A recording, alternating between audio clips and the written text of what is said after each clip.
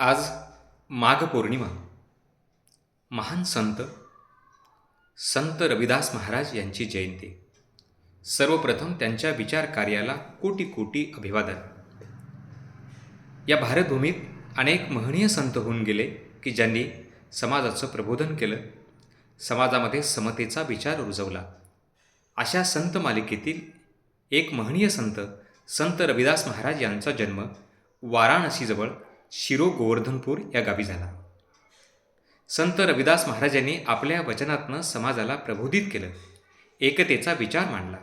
ते असं म्हणायचे, मैं ऐसा राज चाहूं जहां सबको मिले अन्न, छोटे बडे सब सम बसे, रविदास रहे प्रसन्न. यातून त्यांची वैचारिक भूमिका आपल्या सर्वांच्या लक्षात येते. संत रविदास महाराजांनी सत्य हाच धर्म ही शिकवण लोकांना दिली.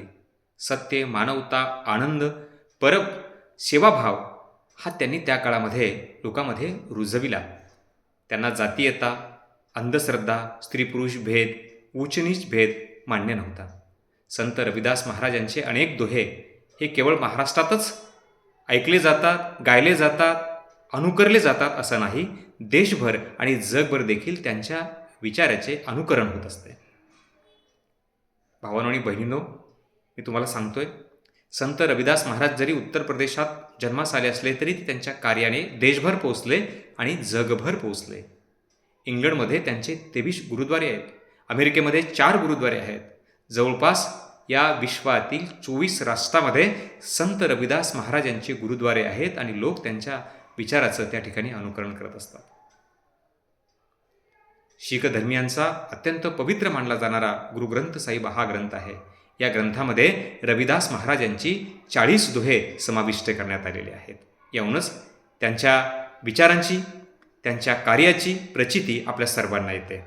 आज त्यांच्या जयंतीच्या निमित्ताने संत रविदास महाराजांना अभिवादन करत असताना एकच विनम्रतेची भावना आपल्या सर्वांसमोर व्यक्त करतो की जातीयता, धर्मांधता, स्त्री पुरुष भेद, स्पृश्य अस्पृश्यता हा भेद ही आपल्या राष्ट्रीय एकतेसाठी आणि सामाजिक एकतेसाठी अतिशय घातक अशाची बाब आहे. आपण हे सर्व दूर सारूया आणि संत रविदास महाराजांचा समतेचा, एकतेचा विचार पुढं नेऊया.